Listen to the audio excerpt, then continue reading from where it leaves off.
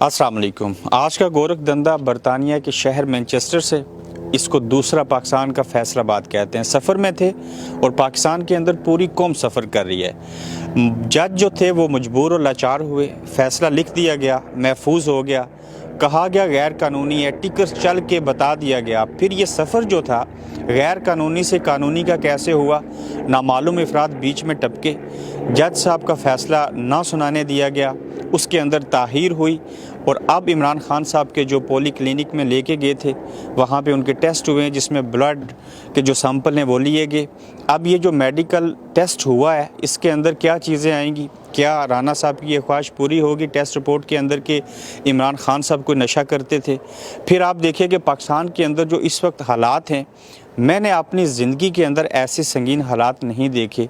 कभी ये भी नहीं सोचा था कि ऐसा अमल हो सकता है कि लोग सिपाही सलार जिस घर के अंदर जिसको GHQ कहते हैं वहाँ बैठते हैं उसके ऊपर अवाम पथराव करेंगे, क्योंकि पाक फ़ौज तो किसी भी मुल्क की जो होती है वो महफूज होती है, वो अपने मज़हब का, अपने अवाम का और अपने मुल्क का तहफ़्फ़ुज़ करते हैं।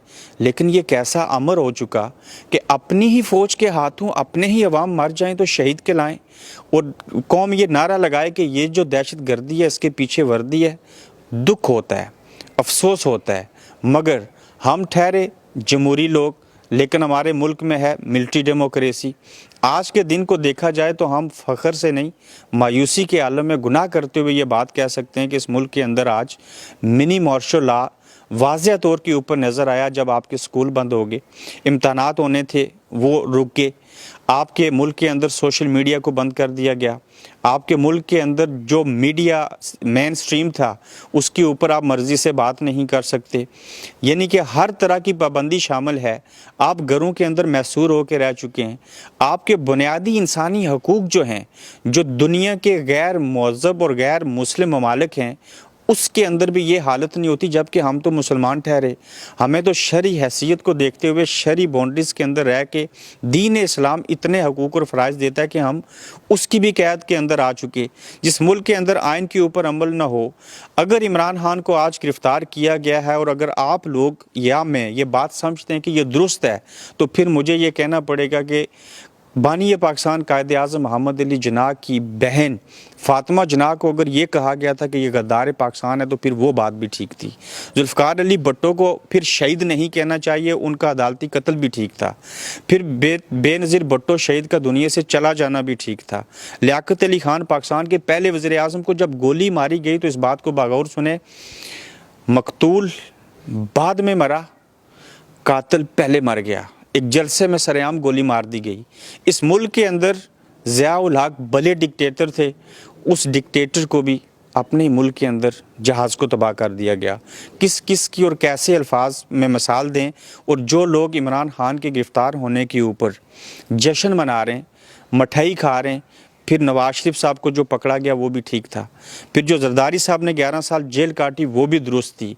आइंदा जो खिलवाड़ होंगे फिर वो भी ठीक होंगे। और अगर इमरान खान को पकड़ना गलत है तो फिर जो माजी में हुआ था वो भी गलत है, और जो आज हो रहा है ये भी गलत है, और जो मुस्तकबिल में होगा वो भी गलत होगा। लेकिन पाकिस्तान के अवाम जो हैं उस वक्त तक ये सियासतदान भी और अवाम ये सज़ा काटेंगे जब तक वो अपने हक़ के लिए बोलेंगे नहीं। मैं बरतानिया के अंदर कुछ नौजवान हैं, ये तालिब इल्म भी हैं, मैं चाहूँगा कि आप मेरे पास आएँ तो मैं आप लोगों से भी बात करना चाहूँगा।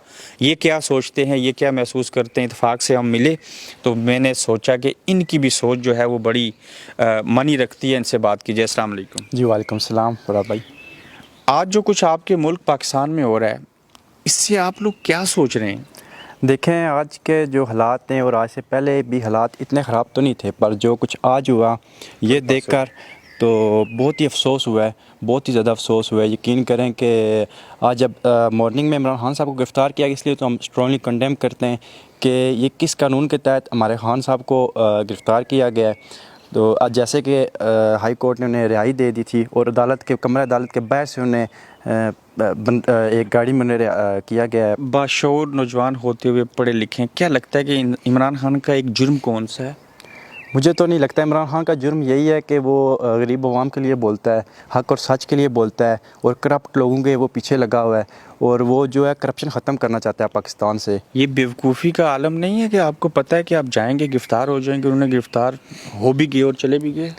یہ دیکھیں یہ خان صاحب تو دیکھیں خان صاحب کو تو پہلے دن سے پتہ تھا کہ یہ ادارے اور یہ لوگ میرے پیچھے لگے ہوئے ہیں، پر خان صاحب نے اپنی جان کی پرواہ کیے بغیر وہ عوام کے ساتھ کھڑے رہے، اور میری عوام سے بھی یہ درخواست ہے کہ وہ آج خان صاحب کے لیے نہیں اپنے لیے نکلیں۔ اگر وہ آج نہ نکلے، اگر خان صاحب جیسا بندہ نہ رہا تو میرے خیال سے آگے آنے والے 50 سالوں تک کوئی ایسا بندہ جو نہیں آئے گا۔ خان صاحب ان کے پاس آخری موقع ہے، خان صاحب کے لیے ان کو نکلنا پڑے گا ہماری عوام کو۔ آپ یہاں رہتے ہوئے کیا کر سکتے ہیں ان کے لیے؟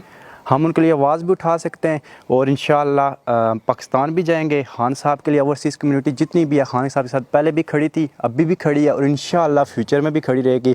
اور ہماری اگر ان کو جان کی ضرورت ہو، مال کی ضرورت ہو، کسی چیز کی ضرورت ہو، اس کے لیے ہم حاضر ہیں۔ جی السلام علیکم۔ وعلیکم السلام۔ ادھر آ جائیے۔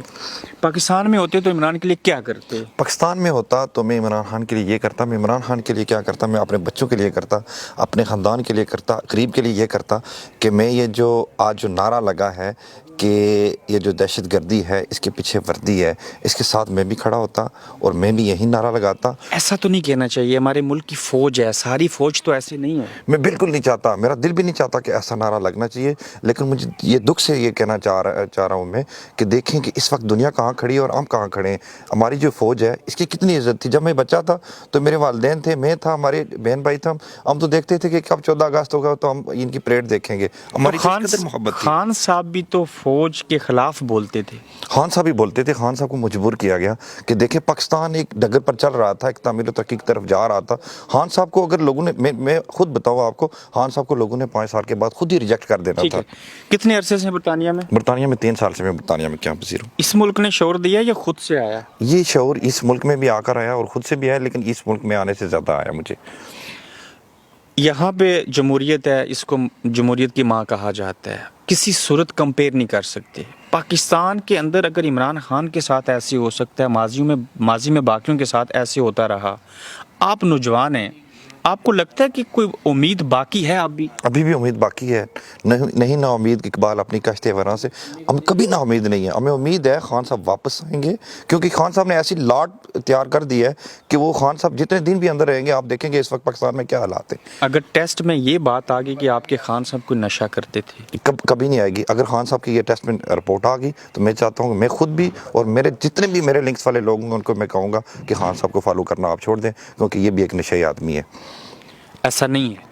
ایسا اگر ہوا، ٹیسٹ آیا ان کا، اگر وہ نشہ کرتے ہیں تو میں کبھی خان صاحب کو فالو نہیں کروں گا۔ یہ جو ٹیسٹ ہوگا اس کے اوپر بلیو کریں گے؟ یہ تو دیکھیں کہ یہ تو بلیو کرنے والی ویسے بات نہیں ہے، کیونکہ وہ اپنی مرضی سے بورڈ بنا رہے ہیں، ان کے اپنے بندے بیٹھے ہوئے ہیں، لیکن پھر بھی اگر کہیں ہمارے جو چیف جسٹس ہیں امور عطا بندیال صاحب، اگر انہوں نے کہا کہ واقعی یہ ٹیسٹ ٹھیک ہے، انہوں نے ویریفائی کیا، تو ہم خان صاحب کو چھوڑ دیں گے۔ یہ تھا اس وقت کا گورکھ دھندا۔ اپنا خیال رکھیے، اپنا فیڈ بیک دیجیے گا۔ کل آپ سے پھر ہم ملیں گے نئے ایپیسوڈ کے ساتھ۔ اللہ حافظ۔